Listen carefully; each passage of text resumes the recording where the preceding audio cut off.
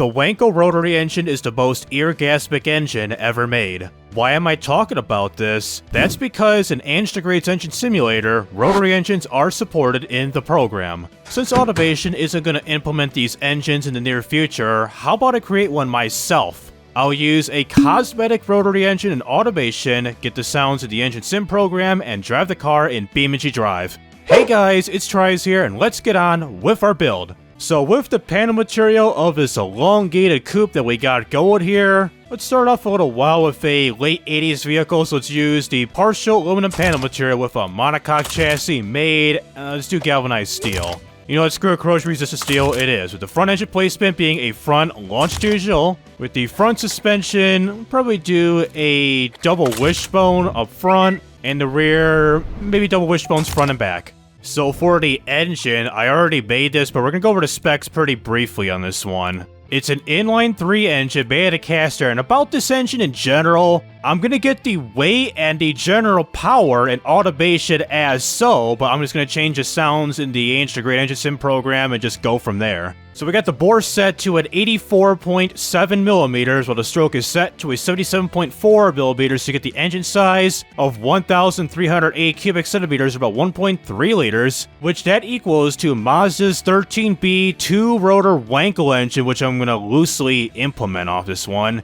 And it uses a dual verticam 5-valve made of aluminum and everything quality spam to get this here high power rating, which you'll see in a little bit. So the crank count rods and pistons, everything forged steel, heavy duty forged, regular forged with some balancing shafts implemented, plus 10 on the quality. So for the compression and everything, the compression is a 9.1 to 1 ratio with the cam profile set to a 58, and the springs to lifter is 27. VVT at all cams, even though it's not really the case in rotary engines, with the RPM set to an 8,000 RPM, which we're going to keep it as is in the engine sim program and in BeamNG.drive. So for the turbocharger with this little boy right here, single turbo, boost control system, modest intercooler of 417 horsepower, with a standard geometry ball bearing setup with the compressor size set to a 52.5 millimeters, the turbine at 44.7 millimeters, the compressor AR trim, the third section at a 39, with the boost set to a 12.33 PSI, which is like 2 PSI more than the stock 13B engine, which that's rated like at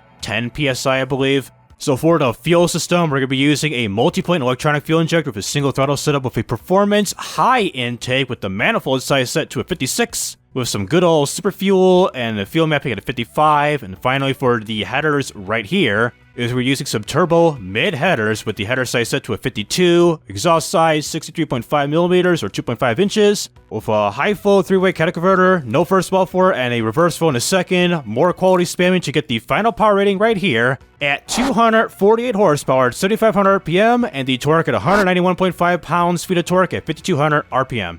So it's fairly powerful and a tad more powerful than some of the 13B engines that were used in some of these Mazdas. Which I know that the RX-7, the FD platform, made like 180, almost 300 horsepower, something like that. So it's a luxury car, doesn't need a stupid amount of power, even though the turbo kicks in at around 3,200 RPM, levels out, flattens, goes down, and drops off around 6,500.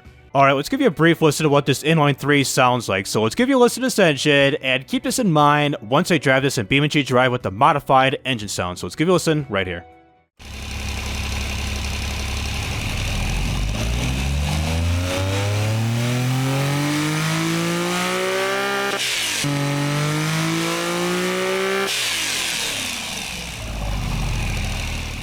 So the inline 3 engine was pretty much everyone's go-to engine of making fake rotary engines in this game because, like I said, Killrob and everybody, the devs, aren't going to do so right now of implementing rotaries at the moment. So for the second half part of build this car, so for the drive type, we're going to be choosing the longitudinal rear-wheel drive setup with an automatic 4-speed, a standard automatic like the Windows Cosmo of the 90s. With the top speed set, let's see here, 170.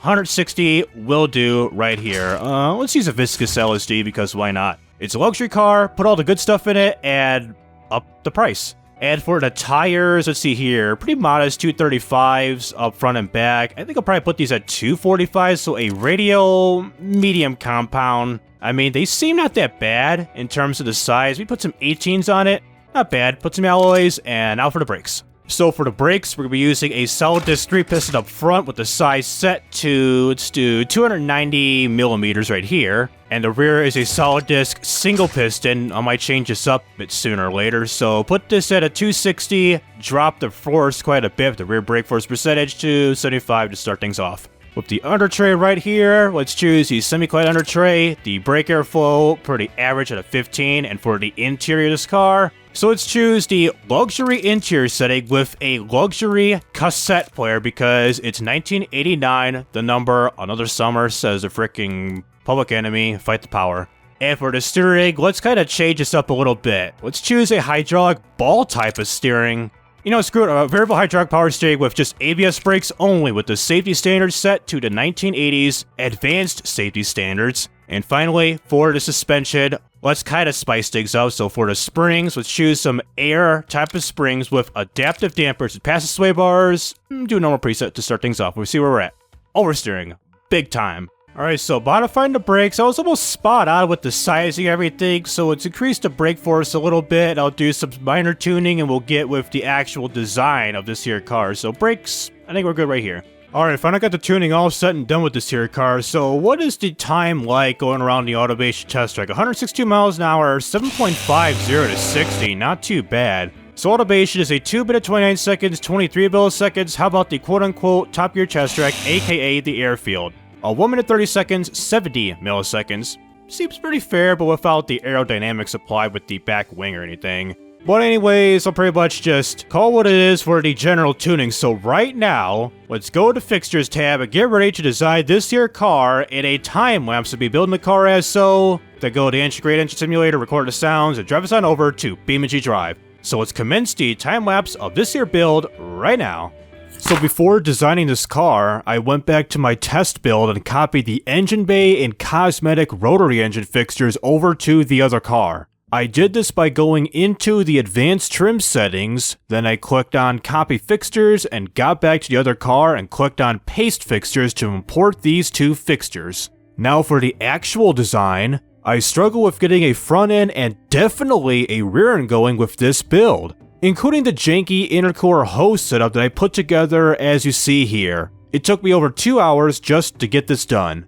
For the front, it's inspired by the R32 model of the Nissan Skyline with the headlights, with a hint of the 90s Windows Cosmo with the grills and bumper vents. Also, speaking of the Skyline, I've managed to see an R32 Skyline drive by in the Toledo, Ohio area recently. It's the first time I've ever seen a Skyline in person before. For the sides, it's fairly basic. I added the door seam fixtures to work as the indents that go alongside the doors and fenders. I did this instead of adding some cheap plastic trim along the sides. Now, here's where it gets painful. For the back, I was stuck with thinking with what kind of taillight setup I should go with. I thought about replicating the Windows Cosmo, but it didn't work out for me. So we end up settling with my implementation of a pre-facelift Nissan Silvia S13. I added the lighting setup as so, along with adding a cutout for the single exhaust pipe, the license plate, and a rear low-level wing. I made some final adjustments to the car and applied this midnight purple paint job to wrap up with the design. So after getting everything done with this build, here's what I came out. This is the 1989 Renault Libra E-Type.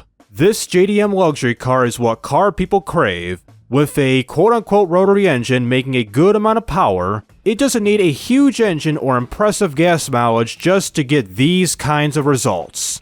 Okay, so finally I got this damn car design, especially with getting stuck at the back end with the Renault Libra E-Type. So anyways, despite the one and only problem with this vehicle, such as the brake suffering from brake fade, reducing drivability and sportiness, let's jump on over to BeamNG.drive and AMD Engine Simulator to show you the 13B rotary engine.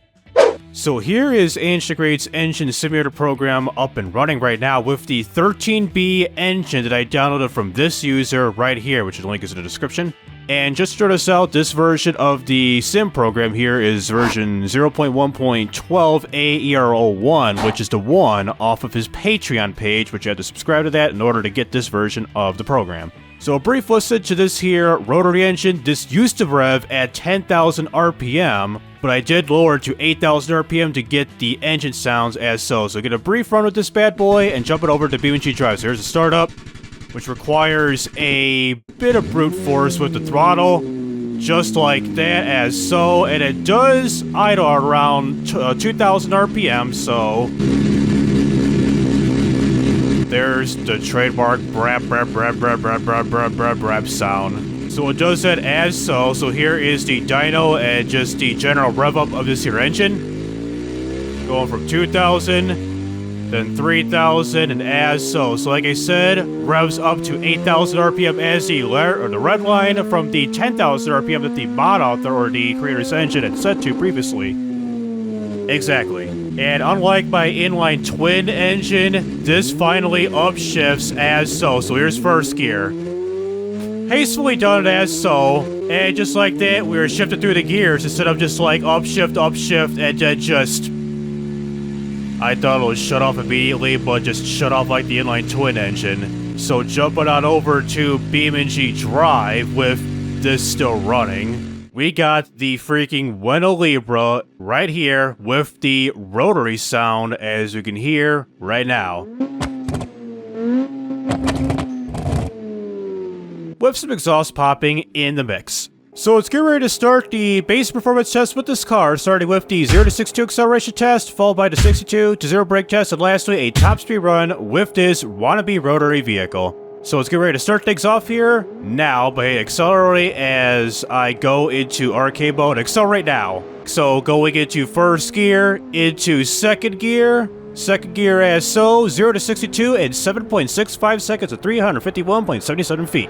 The downsides to accelerating this car is that I changed the idle RPM limit from 1,400 RPM to 2,000 RPM to get the brap brap brap sound going as so. So 62 to 0, 3.19 seconds of 141.57 feet. Not the greatest in time or distance-wise because the brakes are pretty much average in terms of a vehicle like this, about over a ton and a half. What would you expect? So let's see if we can get a better 0 to 60 time going as so for our top speed. So there we go, got it in the range as so, the RPM. So 0 to 62 now in 6.32 seconds, 332.66 feet. Much better than the original. Well, before off camera, I did test this car out as so. So what I used to do when I had the cam profile set to like some stupid like 80 or something like that to get the idle RPM to go around 2,000 RPM. Well, in the past, as soon as you accelerate the car, it stalls out, restarts, stalls out, restarts, stalls out, restarts, and so on. Like, the car would behave like that, like I had no control to just, like, get the car rolling as so. It was pretty stupid back then, but at least here,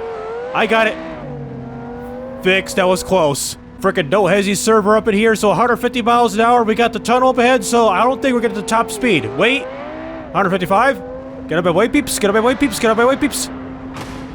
159, God! Should we say it's a pass or no? Let me know down below. The top speed we got was like 160-ish miles an hour. Tire deflated. Please? Well, we're not steering anymore. Car's rear drive, so we're still accelerating. Give me something where it's better to crash out to. My freaking 6G73 engine car. You're welcome. Yep, you're welcome. So pretty piss poor crash we got going here. Aftermath construction vehicle. As you expect, minor collision here and there to get this kind of damage going right here. So right now, let's do a time trial run to see how this wannabe rotary behaves. So here we are at the bottom map of the Suzuka Raceway right here. So we're doing only one lap around the entire Grand Prix course of this here motorsports track we got going here with the Libra. And we got a crap ton of smoke going on because it's somehow cold at this here map. So let's get ready to start here in ready, go. The freaking sag of the transmission because of me, like I said, changing the idle RPM from around 1,400 to 2,000 RPM, somehow making it worse. I don't know if changing I think the gear ratios would do anything, or that changing code just almost permanently ruined my like 0 to 60 time and all that good stuff. I don't know. So currently the brakes is 48 degrees, front and back.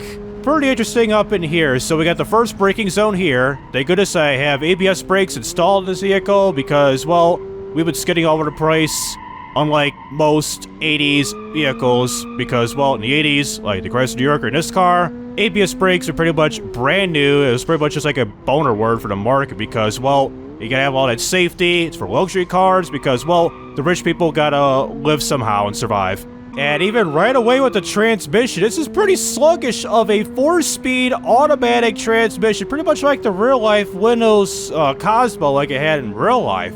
It used a 4-speed, so I decided why not also have a 4-speed auto transmission like that guy there. Because there was like a few corners around those bends right there where every time it upshifts, it goes down to like 3,000 or 4,000 RPM. It was like to the point where I couldn't even put down the power whatsoever. So in terms of general handling, it's pretty nice of the handling that we got going up in here. It kind of oversteers just a very, very smidge, but it's well balanced, I'll give you that. How about this high-speed bend right here near the start and finish line? So we're about 90% there, 100 miles an hour. Kind of got to cut down on that curb right there, not too bad. This hairpin, am I doing it right, Mr. Krabs?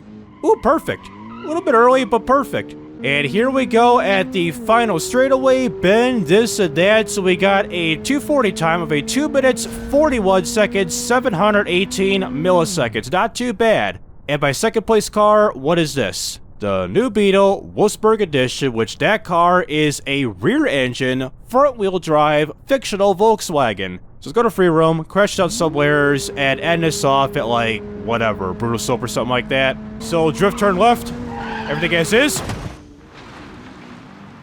Is that the engine? There's the engine bay mod that we got going here. The engine bay fixture mod right here. How does it look in BeamNG? Ooh, not too bad, but Jesus. This looks pretty brutal of just having the engine bay just sitting right here and the wheel and the freaking Dorito looking ass right here. So this is the rotary engine right here. This is the engine bay right over there. And this is the car as so we got this half shaft completely broken right here, even though we could still put the power down. Just watch.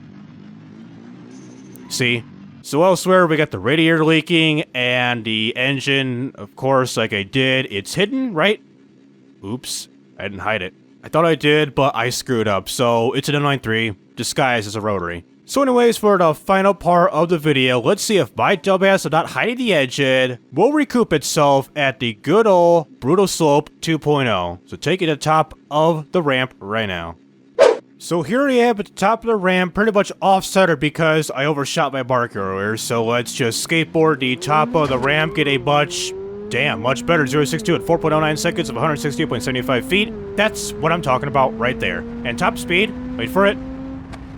There we go, got top speed. So top speed at automation, or at BeamNG, is around 164 miles an hour. Well, earlier we didn't reach its true top speed, but we were pretty damn close in the map of Italy. So the downhill stretch, 245 miles an hour, front left tire deflated, the exit speed, 180, as I do a 180 by not completing a backflip. Engine start of oil, let's hit the brakes to forcefully try to land ourselves as so. Alright, let's see how 50 times slow-mo will do. So here's 50 times slow-mo, here is the wannabe Skyline and Sylvia hybrid up in here with the engine bay completely, the engine bay is gone. The rotary is gone, and the rear wing is, let's say it's detached, but not gone. So, you know what I mean. And what is this? The drivetrain? The engine? What the hell? So full time. It's still running?